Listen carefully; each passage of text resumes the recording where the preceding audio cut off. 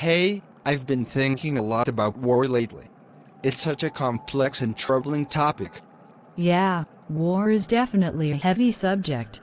What's been on your mind? Well, first of all, the history of warfare is so extensive. It's been a part of human history for centuries. I wonder why we, as a species, can't seem to find a way to resolve conflicts without resorting to violence. I've often wondered that too. It's like we've made progress in so many areas, but when it comes to conflict resolution, we often default to war. I think part of it has to do with power, resources, and deeply ingrained ideologies. That's true. Power and resources are often at the root of conflicts, and nations have historically used war as a means to gain or protect those resources. And ideologies, like nationalism or religious beliefs, can drive people to fight for what they believe in. Absolutely, and the consequences of war are devastating. The loss of life, the destruction of communities, and the long-term psychological impact on those who experience it are all tragic. It makes you wonder why we can't find alternative ways to resolve our differences. It's not just about loss during the conflict itself, but also the ripple effects that last for generations.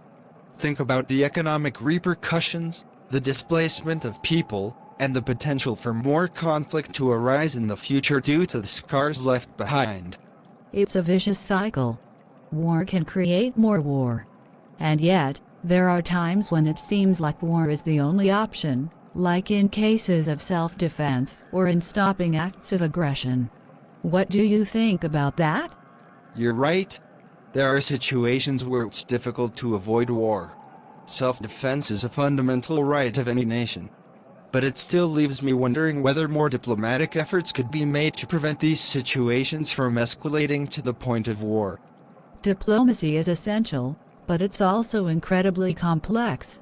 It requires negotiation, compromise, and the willingness of all parties involved to find peaceful solutions. Sometimes it feels like there is a lack of trust between nations, and that can hinder diplomatic efforts. Trust is definitely a big factor. How can we build trust when there are historical grievances and ongoing conflicts? It's a real challenge, but it's not impossible. That's where international organizations and diplomacy come into play. They can provide a forum for nations to come together, discuss their differences, and work toward common goals. The United Nations, for example, was founded with the intention of preventing conflicts and promoting peace. The UN is a step in the right direction, but it's not a magic solution. It still faces its fair share of challenges and criticisms. I think it comes down to a collective commitment from nations and their leaders to prioritize peace over war. It's true, there's no one-size-fits-all answer. It's a complex issue that involves politics, economics, culture, and human nature. But the more we talk about it and raise awareness, the better chance we have of finding alternatives to war. You're right. Education and open dialogue are key. I hope that future generations can learn from history and work towards a more peaceful world. That's a great hope to have. War may be a part of our history, but it doesn't have to be our future. Let's keep pushing for a world where conflicts are resolved through dialogue and cooperation rather than violence. You ever think about what this place used to be? Yeah, I do. It's hard to believe this was once a thriving town, full of people going about their lives. I wonder if anyone made it out alive. It's a miracle we did. Yeah, it is. But we've seen so much, haven't we? The things we've witnessed, the friends we've lost. It changes you. Forever. It's not something you can just leave behind when the war ends. I know what you mean. It's like a part of us is buried here with the rubble. Do you ever question why we're here, fighting this war? Every day, my friend. But I try not to dwell on it. We have our orders, our duty. But at what cost? What's the price of duty when it tears apart everything you hold dear? There are no easy answers. War is a cruel teacher. It teaches us sacrifice, endurance, and often, the harshest lessons. Sometimes I wonder if we're just pawns in someone else's game. That thought has crossed my mind too. But what choice do we have? We can only do our best to protect those we care about and hope it makes a difference. I just wish we could have found another way, you know? We all do. But in the chaos of war, sometimes there are no better options. I'll never forget this place.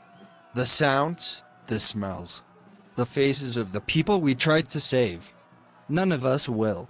It'll be etched into our memories for the rest of our lives. You think there's hope for a better future? There has to be.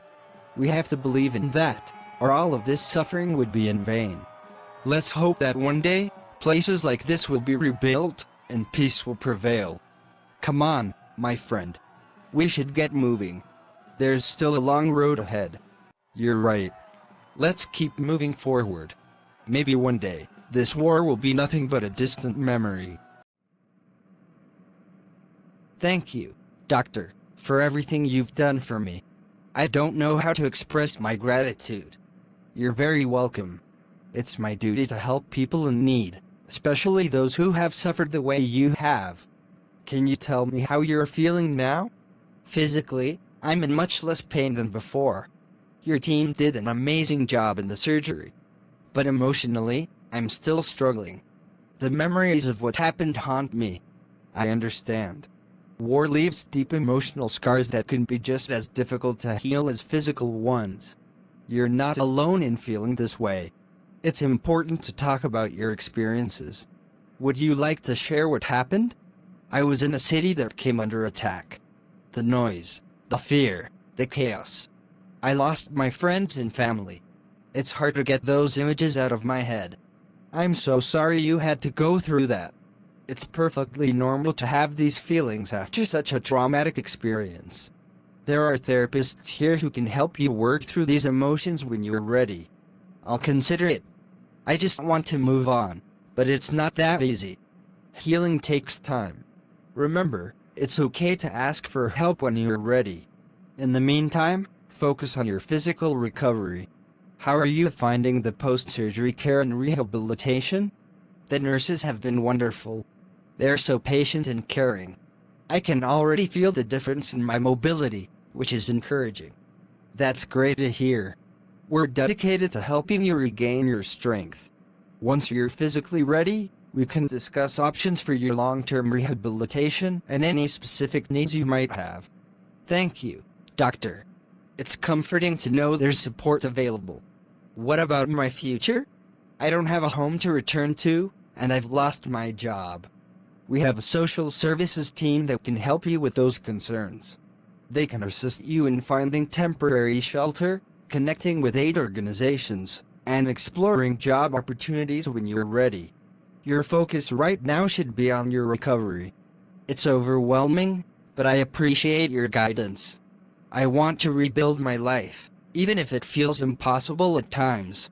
Your resilience is remarkable. You've already taken the first step towards a brighter future by seeking help and treatment. Lean on the support around you, and don't hesitate to reach out when you need it. I will, Doctor. Thank you for your kindness and support during this difficult time. You're welcome.